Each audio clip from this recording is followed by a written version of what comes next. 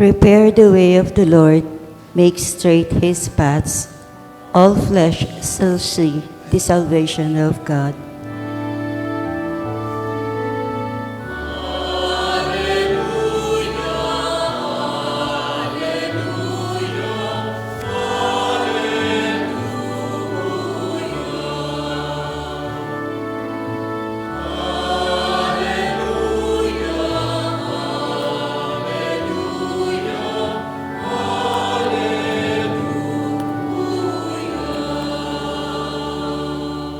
Before the gospel, let us bless the candles of our Advent. Father, as we journey on this second Sunday of Advent, we relight the candle of hope and we light the candle of peace, that just as you grant us courage to make peace in our hearts, peace in our homes, and peace in our nation. We ask this through Christ our Lord. Amen.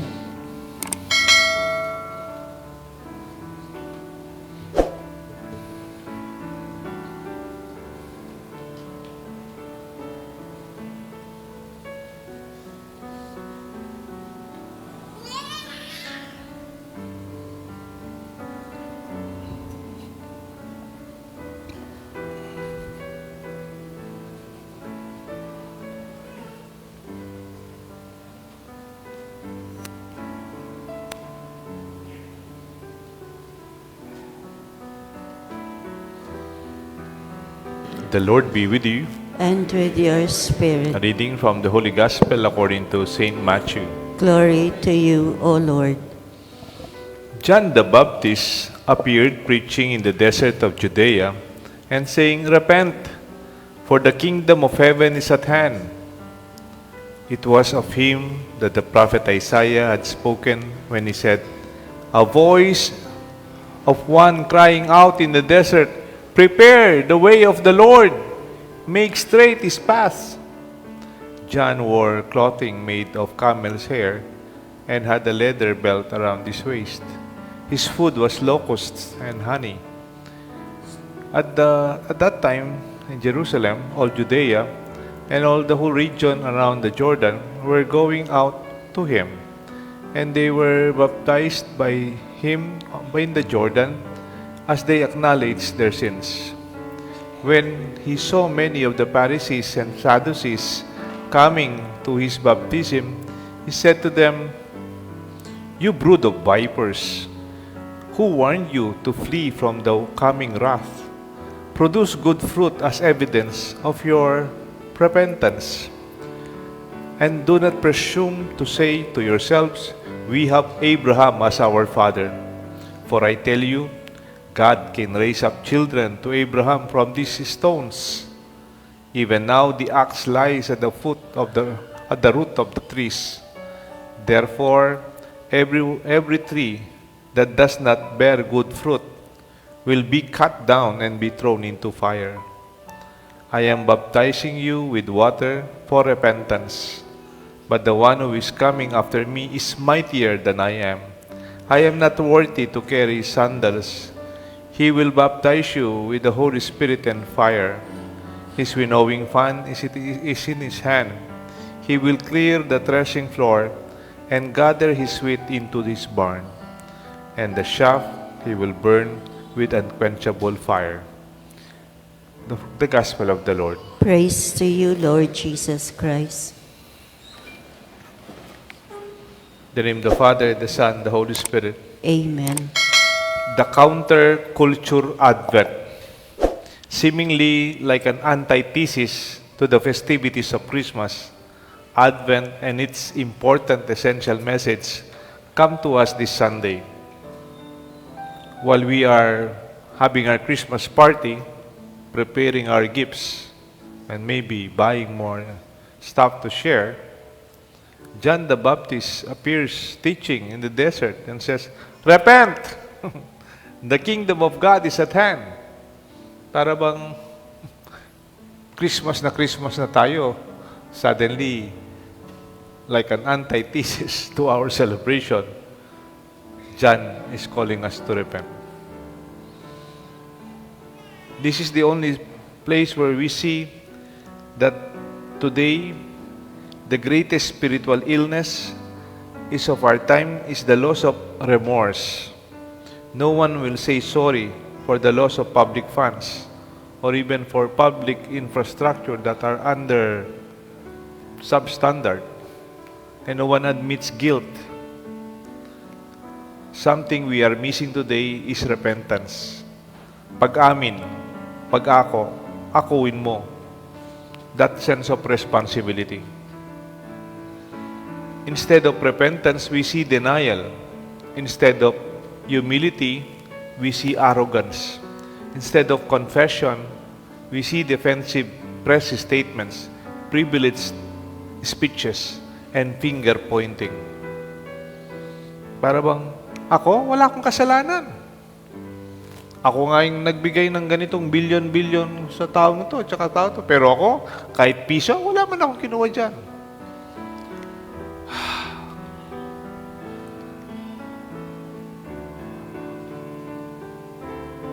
It's not my fault. It's someone else's fault. Yet no one repents, no one admits, no remorse, no sense of guilt.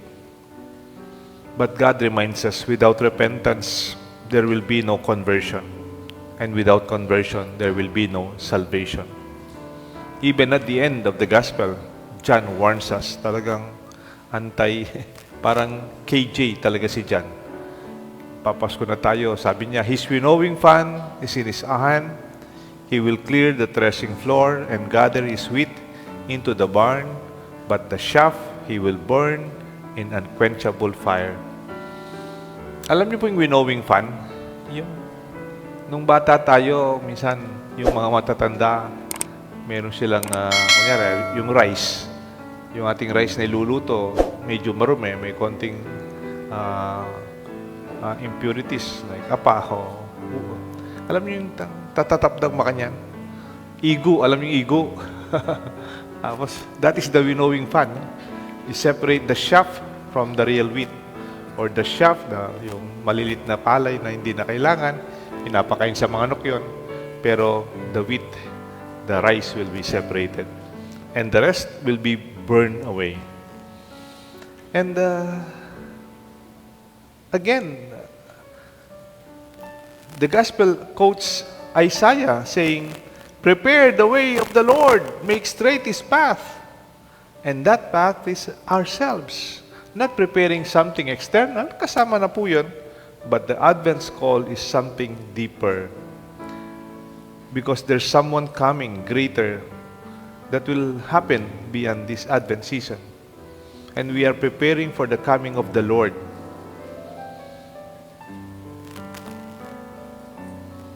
And that call is for us to prepare our hearts, ourselves. Kung minsan kasi, ang preparation natin sa labas lang eh. Kung kalooban kaya, bigyan ko ng example, nepo.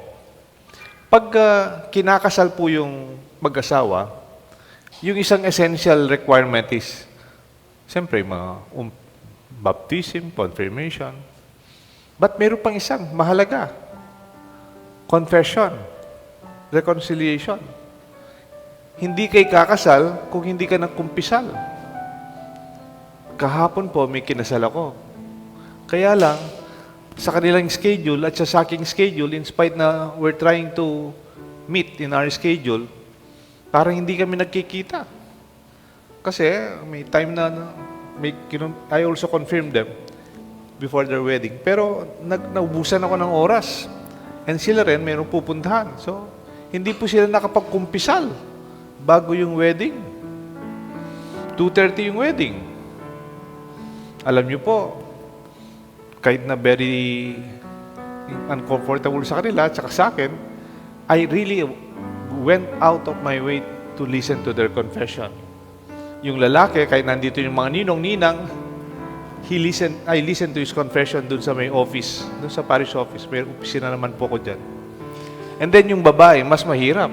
Kasi yung babae, naka-try de boda. Hindi siya makalabas dun sa kanilang sasakyan. Yung sasakyan pang kasal, yung mga puting sasakyan. Pag lumabas na dyan, tuloy na siya doon.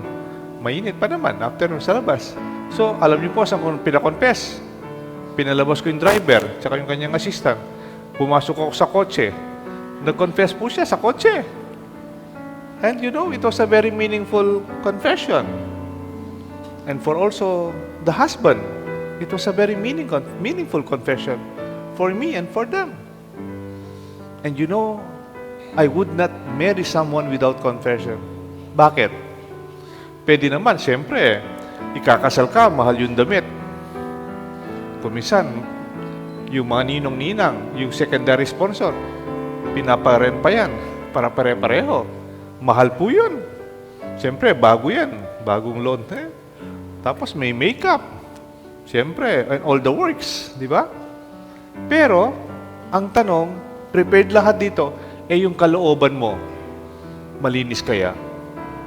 Yung puso mo kaya, walang kasalanan na dala-dala mo, umpisa ng bagong buhay mo sa kasal.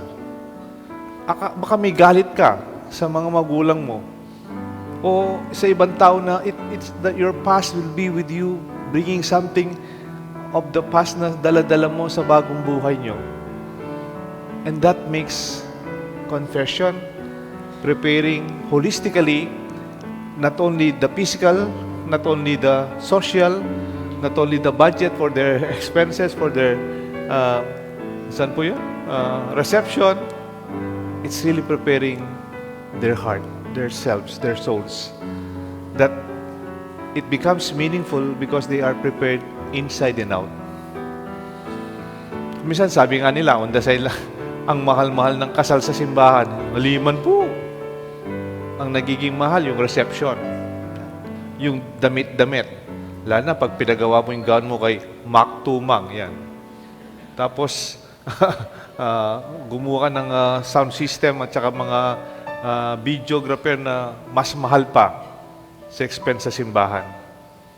I tell you, go back to the most important. Go back to the essential. It may be tempting to make it big, but make it simple, meaningful, solemn. Something that is wonderful for all of us.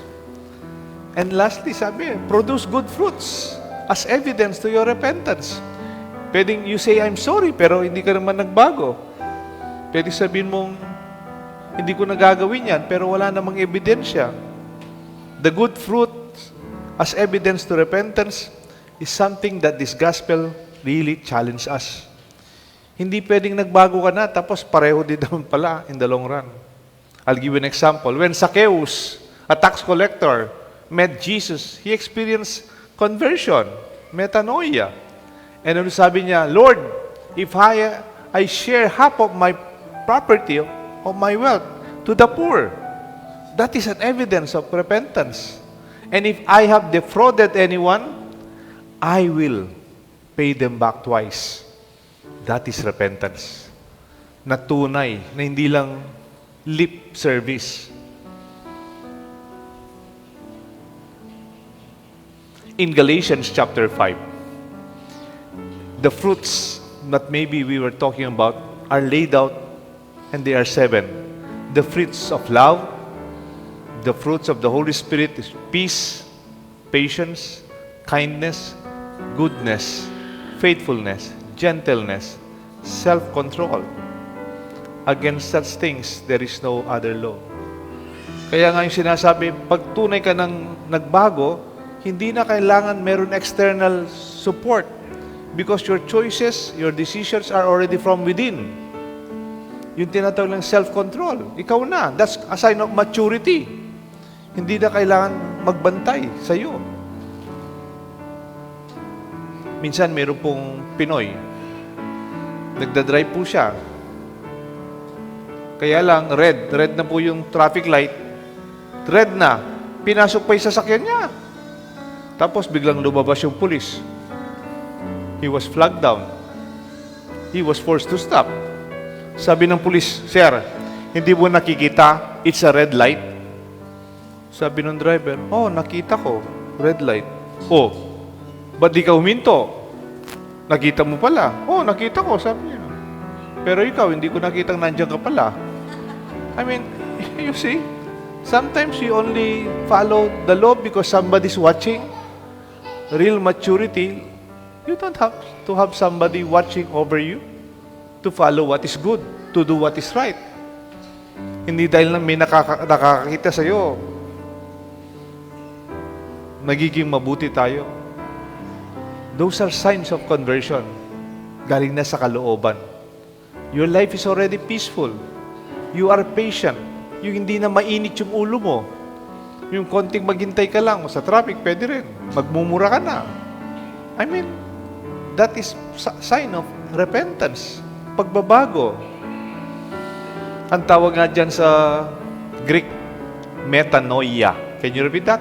Metanoia. Metanoia is the Greek term for conversion. A renewal, a change of path. Kung nawawala sa landas mo, you will go back to the right place. And that is metanoia. Mas maganda sa Kapampangan, metanoia. Metino, dati masisimbang yan, isisimbaya. Kilala kayo po ito. Oh. Dati ba? Dati miminom. Ngini, chunya bale. Oh. Kasi masakit siya rin kayang joints. Mika. Oh. Ne? Dati susugal yan. Ngini, marato na bale, ne susugal. Hala na yung pera. Just kidding. Real conversion is far beyond the reasons, but it's already your choice. Sometimes, as we celebrate Christmas, we forget what is more essential. Nung nano'y tampe ka importante, it may be antithesis of what the world would tell you, but the gospel today, John and Isaiah, is telling us to discover the most important. Ati ko pong kwento kaya kayo na po. Ining kwento ko po ngayon kaya kayo tutuya. Hindi nga lumang kwento kaya naman po totoo eh. Pero ini tutuya po. I hope deta pong kukwento ko no, manimimuha ka na ako. Kasi pagkwentuhan mi na kanita may lila naman po. Eh di po, when I was assigned sa Sapang Bato, sa may tabi ng Clark, may tumawag sa amin. Darating daw galing sa Amerika, namatay ang nanay nila, at ililibing dito sa Pampanga, taga Sapang Bato po sila, originally, iuwi nila yung nanay nila, naka-earn.